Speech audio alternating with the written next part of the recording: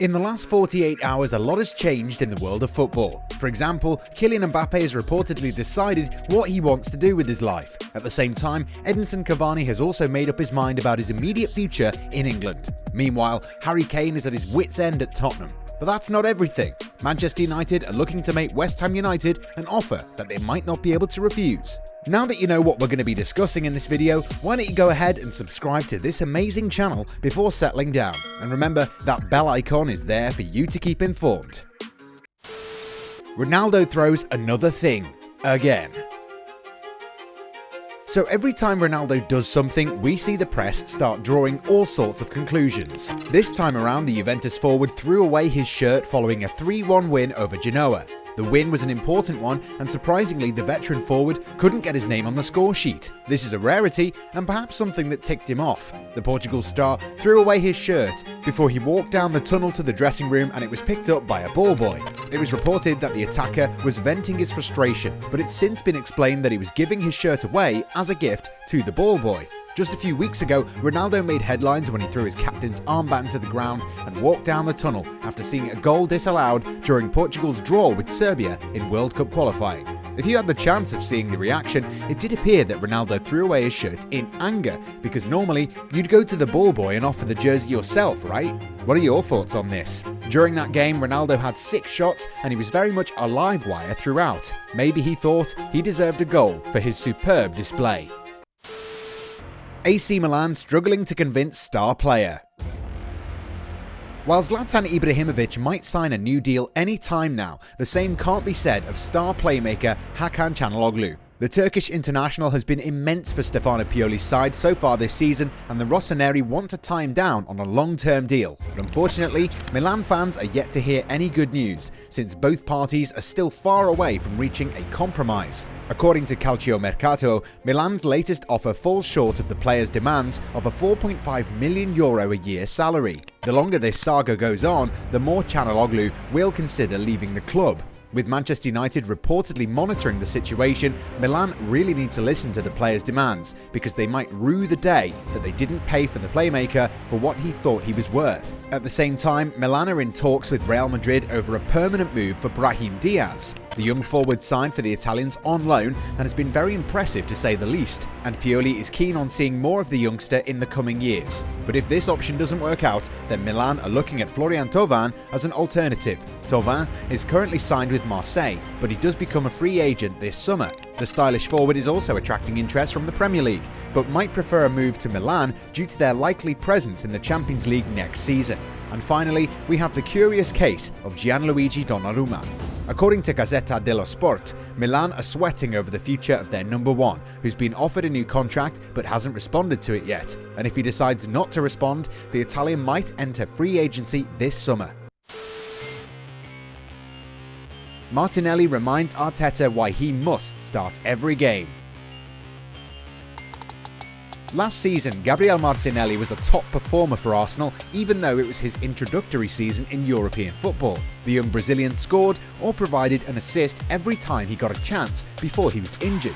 And in the game against Sheffield United, the young forward showed just why he can be the man to help Mikel Arteta in the long run. In the 3-0 win, the youngster had only 30 touches, but the one touch that mattered the most helped the Gunners earn 3 crucial points. The clamour for the Brazilian teenager to be brought into the starting lineup by Arteta has been growing by the week, but up to now, the Gunners' boss has resisted the urge to unleash the teenager. With the Londoners set to play Slavia Prague in their next encounter, the 19-year-old could be the man who tilts the tie in his team's favour. Every time he's on the pitch, Martinelli does look like a player who can make things happen. While Willian has more experience, the former Chelsea man is no longer consistent enough to be relied upon every week. He offers no goal threat and has become far too conservative every time he has the ball. Martinelli, on the other hand, doesn't fear going at a defender or trying something different. His approach is direct, and he's still something of an unknown quantity. Perhaps it's time for Arteta to unleash the young Brazilian. Manchester United continue chasing targets. There's still some time left before the summer transfer window, but Manchester United are already looking to get their business done as quickly as possible. Ole Gunnar Solskjaer's side are doing well in the league, but are still far from mounting a successful title challenge. They need to do a few more signings to compete with the likes of Manchester City and Liverpool. Jesse Lingard could hold the key for one of their targets. The forward has been a revelation for West Ham United ever since he signed for them on loan in January. With 9 goals, the England international is proving himself to be one of the bargains of the season. Manchester United have already told the Hammers that they can sign Lingard for £30 million.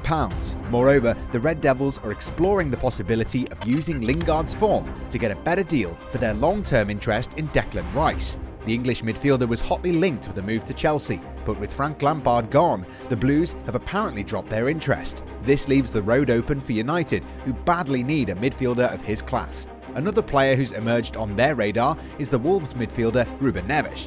The Wanderers are set to restructure at a boardroom level and are going to sell a number of key players, including the Portuguese man. A new defender is needed as well, but the biggest problem United have is up front, where they don't have an out-and-out striker other than Edinson Cavani. The Uruguayan was on the scoresheet in the 3-1 win over Tottenham on Sunday and could have had a brace had the referee taken a more logical look at the VAR. Whether Edinson Cavani will remain at Manchester United beyond the end of this season remains up in the air. One thing for sure though is that the Red Devils are a more potent attacking side with the veteran striker leading the line. He might be entering his twilight of his career, but Cavani remains among the game's elite number 9s.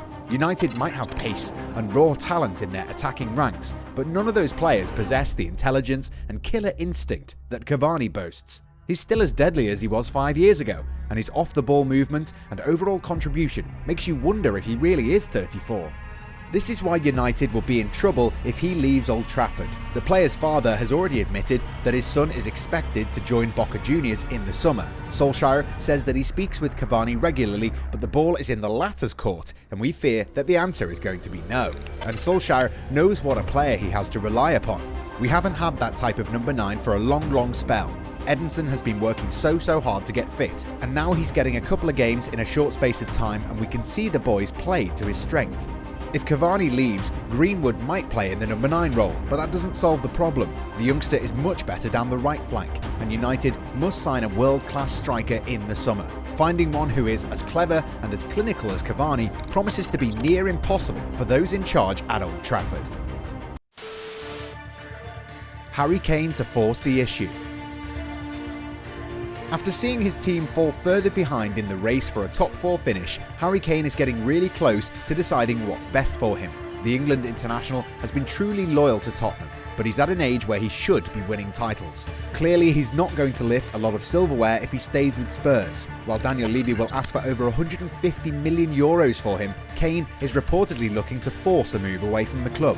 Manchester United are one of those clubs who are monitoring the player's situation in London and might consider making a move given how difficult it will be to land dream signing Erling Haaland. And although they're in the final of the League Cup, we're certain that winning the tournament is going to be a deciding factor for Kane, who must have set his sights on domestic and continental success.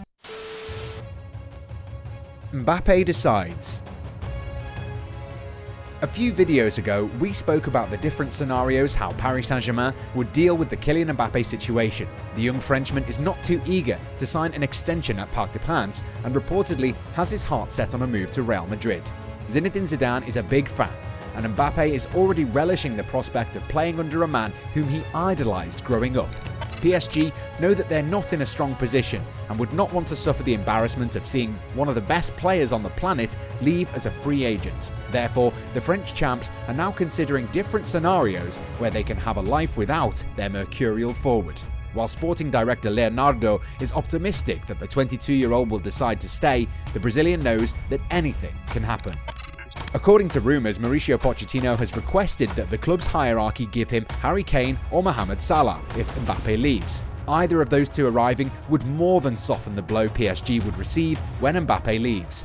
So that was the lowdown for today. We hope you liked it. Let us know your thoughts in the comments section and make sure that you've subscribed to our channel.